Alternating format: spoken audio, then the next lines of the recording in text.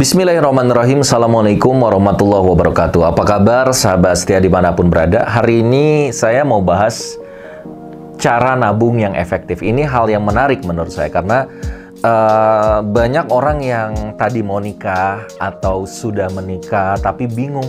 Duh Kang, kok setiap mau akhir bulan tuh uang udah habis, pertengahan bulan udah mengempis. Sampai kalau udah nikah pun bingung nih, gimana tabungan buat anak sekolah, gimana untuk ini, untuk itu. Nah, kita akan bahas ini teman-teman semua tentang mindset finansial, masih di channel Setia Furqan. Jangan lupa like, komen, dan subscribe dulu.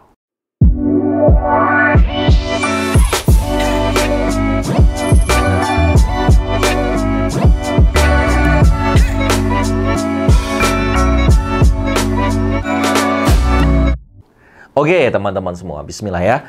Izin saya untuk sharing sama teman-teman semua. Jadi gimana sih cara nabung yang efektif? Karena ada satu teori yang menarik ya. Sebesar apapun pendapatan Anda, kalau pengeluaran Anda begitu besar, maka Anda tidak akan pernah kaya. Karena kaya miskin itu bukan tentang apa yang Anda punya, tapi tentang mindset Anda.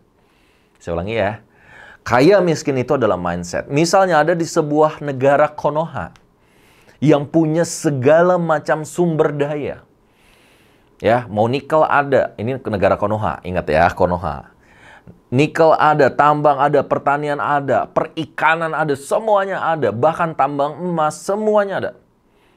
Tapi yang nggak ada apa? Mindset kayanya. Yang terjadi apa? Dikeruk sumber daya alamnya, tapi kita nggak pernah kaya-kaya. Bahkan sekarang banyak yang di negara Konoha, 10 juta Gen Z Konoha nganggur. Bukan cuma itu. Sekarang banyak orang yang di PHK.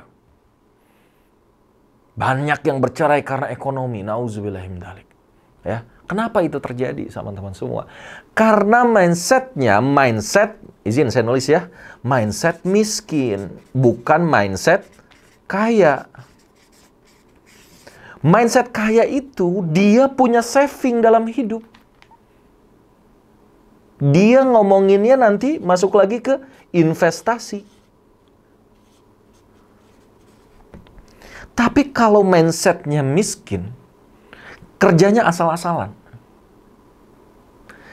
Kerjanya nggak perform. Pendapatannya kecil. Savingnya nggak ada. Pengeluarannya banyak. Akhirnya apa? Pinjol. Judi online. Kenapa? Karena ingin cepat kaya, ingin cepat sukses, ingin cepat bahagia, tapi menghalalkan berbagai cara. Teman-teman semua ya. Nah, lalu gimana sih cara nabung yang efektif? Teman-teman semua, sederhana sebenarnya. Semua orang mungkin tahu, tapi mungkin hidayahnya belum ada. Kalau kita punya pendapatan, ya, jangan lupa saving dulu. Jangan lupa kalau masuk nisab zakat, zakat dulu. Zakat, saving, ya, sedekah, baru selesaikan pengeluaran. Berapa Kang saving bagusnya? Bebas. Semakin banyak saving, semakin cepat kaya. Tapi semakin kita ini males nabung, ya terus-terusan aja. Pendapatan lebih kecil, pengeluaran besar. Pengeluaran ini teman-teman semua, mau digedein ya gede, mau dikecilin ya kecil. Ini prinsip. Jadi, misal gini ya, Anda punya pendapatan, Anda punya pendapatan misalnya 3 juta. Kang, bisa nggak ya dengan 3 juta saya saving? Simple. Anda mau saving berapa? 500 ribu. Saving 500 ribu.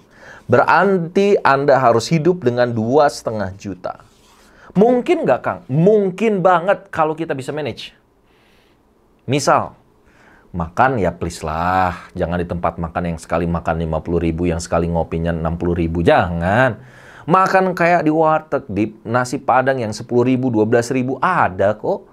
Aduh Kang, 12 ribu juga gede. Itu bisa makannya 2 kali tuh, siang sama sore. Ya makan nggak perlu sehari 3 kali kok. Siapa bilang harus 3 kali? Itu bisa 2 kali aja. Siang sama sore menjelang istirahat misalnya jam 5. Bisa. Ya, berarti kunciannya apa? Pengeluarannya tekan. Pendapatannya naikin. Savingnya banyakin. Ya. ininya dikurangi. Perbanyak pendapatan, banyakin savingnya, kuranginya pengeluaran. Ah Kang, aku pengeluaran banyak. Pengeluaran itu akan selalu banyak. Misal, orang gaji 3 juta, pengeluarannya berapa? Bisa jadi 3 juta. Orang naik, penghasilannya naik, nggak 3 juta, dia naik jadi 6 juta. Apakah pengeluarannya jadi cuma 3 juta? Enggak. Kebanyakan orang bahkan tetap jadi 7 juta. Kenapa? Cicilan motor, wah, udah bisa nih kayaknya nyicil rumah. Akhirnya KPR, akhirnya leasing. Tetap aja, akhirnya dia nggak bisa saving. Kenapa? Karena tadi lifestyle-nya lebih tinggi dibandingkan kebutuhan hidupnya. Ingat ya, uang itu, ini prinsip, akan selalu cukup untuk kebutuhan, tapi dia tidak akan pernah cukup untuk membiayai keinginan. Kalau untuk makan, untuk ini, untuk itu, ya, untuk listrik lah, untuk bensin lah, cukup sebenarnya. Tapi kalau Anda traveling, ya, Anda ingin makan yang enak, sekali makan 500.000, ya, mau berapapun uangnya juga habis-habis aja, tekor-tekor aja. Paham teman-teman? Lalu apa Kang? Gimana caranya tips nih buat para single atau orang yang udah nikah supaya savingnya itu bener, nggak salah saving? Karena sekarang banyak nih investasi nih, ternyata ke kripto, ya. Ternyata ke goreng saham, ternyata ke reksadana yang nggak jelas lah, atau ke macam-macam. Oke. Saran saya teman-teman, kalau Anda sudah saving, ini saving simple, ada rumusnya banyak. Misalnya Anda siapkan dompet, setiap ada uang 20.000 itu wajib dimasukin. Ada lagi orang yang dia punya brankas. Setiap dia punya uang 1 juta simpen di sini. Misalnya dia baru dapat penghasilan 4 juta, dia simpen 1 juta, nggak boleh diapa-apain. Gitu. Udah, anggap lupa. Tapi simpennya harus bener nih. Gitu ya teman-teman semua ya. Oke, atau Anda prinsipnya 20.000, atau Anda prinsipnya setiap hari saya harus meluangkan uang 100.000 atau 50.000. Setiap ada uang, karena Anda misalnya bisnisnya harian, dapatnya harian, dapat uang simpan, dapat uang simpan, dapat uang simpan. Kalau 50.000 aja konsisten per hari, kali 30, Anda sudah punya uang 1,5 juta per bulan. Hebat tuh. Jangan rendahkan 1,5 juta, karena kali 12 dia udah berapa tuh? Udah 17.500.000, udah seger. The power of nabung. Oke?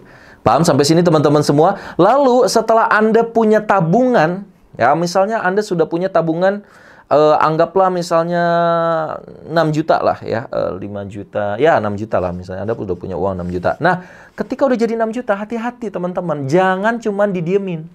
Saving jadi apa? Saran saya, beli 5 gram LM. Pas saya tag sekarang, itu logam mulia, 1 gramnya kalau nggak salah sekitar 1,3 juta. Berarti kalau kali 5, berapa tuh? 8, 1, 5, 6,8. Ya tambahin lah 800 lagi, 6,8 juta. Anda saving. Aduh Kang, uangnya belum ada. Ya cukupin aja dulu. Tapi sekarang ada kok pecahan yang 3 gram ada, yang segram ada. Tapi saran saya minimal di 5 gram lah. Supaya apa? Inflasi ini akan terus naik, teman-teman. Harga barang-barang tuh akan terus naik. Pertamax naik katanya sekarang. Ya, yang nggak naik apa? Karena pendapatan kita yang nggak naik. Inflasi semakin tinggi, barang-barangnya naik, pendapatan kita justru malah turun. Maka yang harus dilakukan, savingnya banyakin.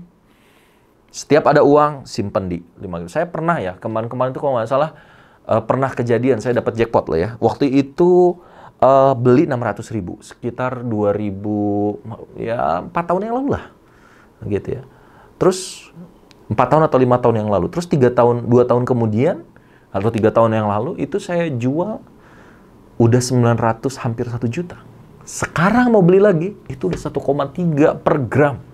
Bayangin teman-teman semua. Jadi, nggak rugi kita invest di logam mulia. Kang, investasi apa lagi yang bagus? Ini banyak ya. Ada kos-kosan, ada tanah, ada rumah. Tapi saran saya buat teman-teman yang newbie, ke logam mulia dulu deh. Ya, cari yang benar-benar sertifikat, cari yang bisa kalau dijual lagi juga nggak turun-turun banget, ya. Anda di kota Anda di mana gitu ya. Itu untuk menjaga apa? Itu bukan investasi sebenarnya. Hedging nilai. Jadi emas itu sebenarnya bukan investasi, tapi hedging. Apa itu hedging? Hedging itu menjaga nilai. Menjaga nilai. Ya, dulu 1 dinar itu bisa untuk 1 domba. Sampai hari ini 1 dinar masih sama dengan 1 domba. Dulu zaman Rasulullah 1 dinar 1 domba. Sekarang sama. Itu berarti menjaga nilai untuk tetap sama. Nah, yang hancur apa ya? Rupiahnya yang hancur. Mata uang yang hancur. Tapi emas yang hancur. Wallahu a'lam, mudah-mudahan ini bermanfaat buat teman-teman semua. Kalau Anda, apakah ada strategi nabung yang lain? Dan saving apa yang menurut Anda aman? Silahkan bisa jawab di kolom komentar. Jangan lupa share, like, komen, dan juga sebanyak-banyak yang Anda boleh bagikan buat yang lain. Assalamualaikum warahmatullahi wabarakatuh.